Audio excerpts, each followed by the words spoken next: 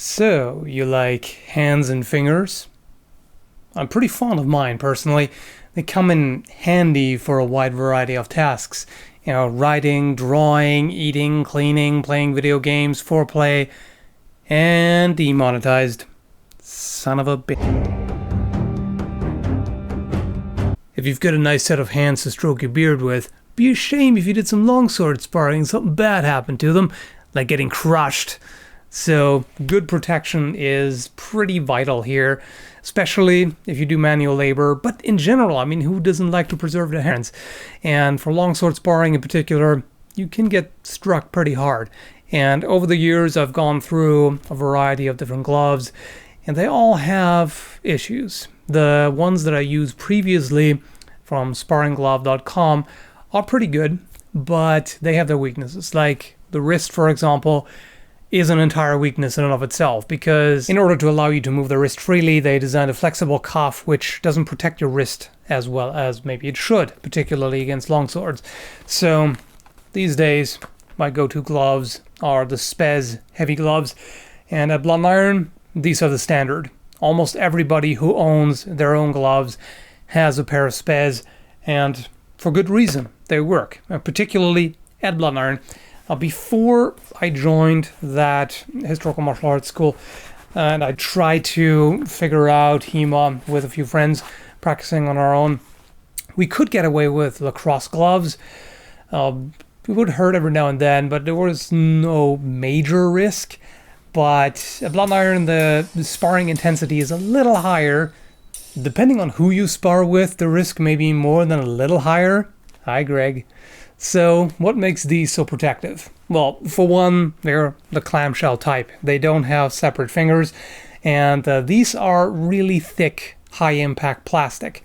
And the good thing with that is because they don't have individually separate fingers, they just spread the impact a lot more. Also, individual fingers generally don't have any protection on the inside to reduce the bulk and allow you to actually move them properly.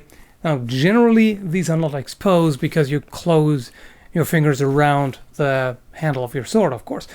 But sometimes weird things happen, and there's grappling as well, where you actually release the hand off the grip and do something with that. So there is a chance that you could possibly get struck, or it could come in at a really bad angle that actually spreads the fingers open and hits you on the inside that way. Or, worst case scenario, if your little finger gets caught and separated from the rest, just imagine what a high-powered cut does here. If that gets in there, spreads the finger.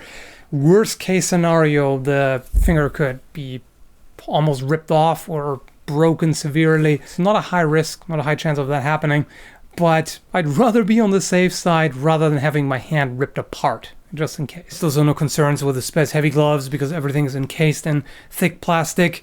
The drawback of that, of course, is that you can't use certain types of swords like a side sword or a rapier where you have to put the finger over the guard. But at the same time, you also don't need really heavy gloves for those because they're fairly light blades and don't hit as hard. Speaking of hitting hard, I can take pretty powerful strikes with a long sword on these and barely even feel it.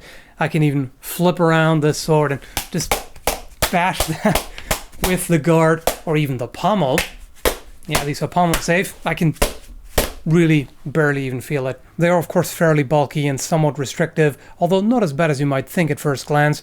You can see the inside glove is split, so you can, to an extent, move the bottom two fingers separately. They're still connected, of course, but it's enough to be able to power cuts with that by squeezing your bottom fingers. You can do that. And switching to a thumb grip in these takes some getting used to at first, but with practice you can do that pretty easily, particularly after they've broken in. When you first get them, they seem pretty stiff and it doesn't seem like you can move very well in them. But as you keep using them and sweating in them, they break in nicely and eventually they feel really pretty good. Swords and sabers with knuckle bow, by the way, can be a bit of a problem unless the knuckle bow is oversized. On this one here, I can sort of cheat a little bit by forcing it in. That's what he said. And it's not really properly aligned, but it kind of works. And what I like here is, if you notice, there is a very minimal gap. There's really only a bit of the palm exposed here, which is not at risk anyway. It's a meaty part. And the fingers are tucked in here, so they're covered by the hard plastic. And with this, the thumb is also protected. I point that out because that's really the only weakness of these gloves, aside from the bulk and somewhat restricted mobility. With the way they are by default, I would sometimes get in a strike to the thumb, to the inside of the thumb, right there. And that, depends a little bit on how you fight. I suppose I've talked to other people, of course, at Blunt Iron, who use these, and it doesn't seem to have happened a lot to them, just occasionally. And the inside of the thumb isn't as endangered as the outside, but it's still a concern. So I got these blast caps here that I made. You can find them on a Facebook page called End Him Rightly. I wonder where you got that idea.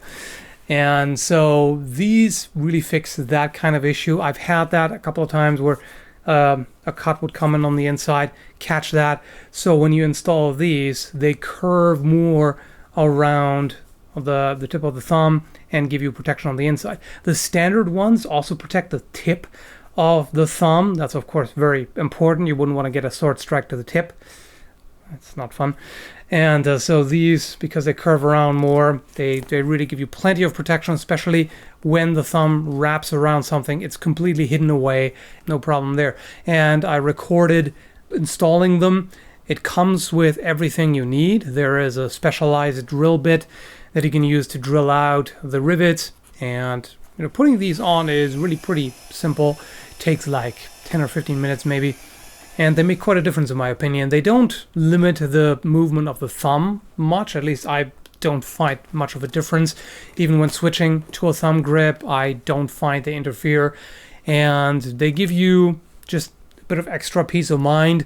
Are they absolutely necessary? No, but I would definitely highly recommend them for longsword sparring, just to eliminate that chance of catching a blade on the inside of the thumb. Really well designed, so I quite like these and would definitely recommend them. Link will be down below as well, just as to the gloves themselves. And other than that, durability, I can say, is really good. These are, of course, they look kind of scratched up now from use, but otherwise there is no significant wear or damage on them. The internal glove has held up very well. I don't see any significant wear on it so far, and it should last for quite a long time, I think. Overall, they are very sturdily built. And, oh yeah, I also should mention the cuff, because that's pretty important as well, because these are designed with the hourglass type cuff. They are compatible with just about any other protective gear. If you have a bulky fencing jacket, maybe even a jacket plus forearm protectors, they will fit under this. Some gloves have fairly tight fitted cuffs, but this here you can combine that with all kinds of things. Also, it's got the hard plates in the cuff, so they do protect the wrist quite well. And yeah, it's really no substantial drawbacks other than the bulk and limited mobility. For anything heavy, definitely get the heavies.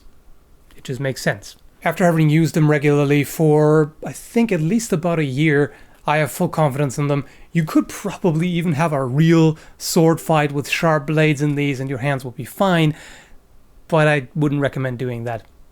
Sharp swords will cut your junk right off. So if you're looking for substantial protection to keep your crab claw safe, check them out, links below.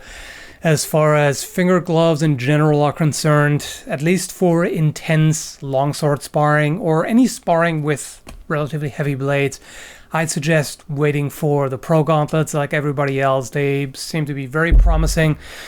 Otherwise, fingered ones are not really, at least the ones I've seen, are not really safe for heavy sparring. They're fine for side sword and rapier though. And yeah, that's about it. So I hope you found the review helpful, and thanks for watching. Have a good one, folks. Keep your pincers safe.